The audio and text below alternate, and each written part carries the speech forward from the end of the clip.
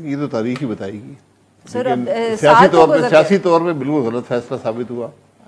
اس کی بہت بھاری قیمت کم از کم پی ایم ایل این نے ادا کی ہے, اور میرا خیال ہے باقی بھی جو پارٹیاں ہیں وہ یہی محسوس کرتی ہیں کہ ان کی سیاست اس دن سے پہلے زیادہ مضبوط تھی اور آج کمزور ہے.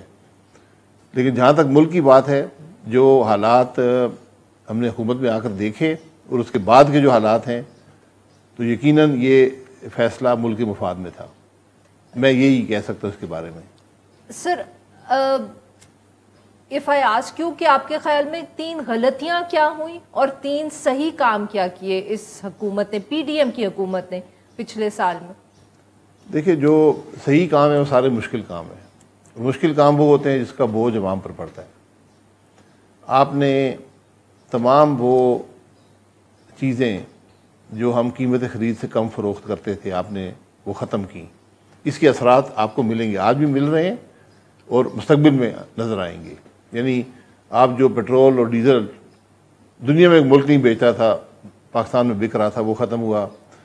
بجلی کے معاملات میں جو نقصان ہو رہا تھا اس کو بڑی حد تک ختم کر دیا گیا. صرف چوری کا مسئلہ رہ گیا. سر وہ کہہ رہے ہیں سرکولر ڈیٹ کا مسئلہ ہی وہ ہے. گزشتہ اگلے دن بھی ایکسپریس ٹریبیون میں سٹوری تھی کہ قیمتیں بڑھا دی ہیں, مگر اس کے باوجود سرکولر ڈیٹ کا اوورال اماؤنٹ ہے وہ بڑھ رہا ہے, کیونکہ لائن لاسز جو ہیں وہ ساتھ ساتھ بڑھتے چلے جا رہے ہیں. نہیں, ایسی بات نہیں ہے, کیونکہ بجلی کی قیمت بڑھ گئی ہے, اس لیے رقم کے حساب سے وہ بڑھ رہے ہیں. لیکن جو آپ کی سبسڈیز تھیں انفنڈڈ وہ ختم ہو گئیں, اور جو سبسڈیز بجٹ میں ہیں ان کو محدود کر دیا گیا وہاں تک. تو یہ 2 باتیں ختم ہو گئیں. اور جو لاسز ہیں, کم از کم جو انفارمیشن میں نے دیکھی ہے, وہ جو نمبرز نیپرا ڈالتا ہے اس کے اندر ہیں اس کے. لیکن چوری جو ہے وہ یقیناً ایک سب سے بڑا ایشو ہے, اور سب سے بڑا اس چوری میں اضافہ ہی ہوا ہے. کیونکہ جو بجلی کی قیمت بڑھ گئی تو ہر یونٹ جو چوری ہوتا ہے اس کی قیمت زیادہ ہوتی ہے. اسی طرح آپ نے آئی ایم ایف کے پروگرام میں واپس گئے سکسیسفلی. آپ نے ان کے ریویوز آپ نے ریویوز مکمل کیے. ایک بالکل ٹوٹا ہوا پروگرام تھا, کوئی اعتماد نہ آئی ایم ایف کا پاکستان پر تھا, اور نہ ہی جو بائی لیٹرل آپ کے لینڈرز ہوتے ہیں جو دوسرے 2 ممالک ہیں, کوئی اعتماد ان کا نہیں تھا. ہر شخص یہی پوچھتا تھا, بھائی آپ پروگرام میں ہیں, آپ قرضے لے رہے ہیں سٹیبل کرنے کے لیے, اور آپ $1 ارب مہینے کا پیٹرول پمپ پر بانٹ رہے ہیں کیش میں, ڈالروں میں.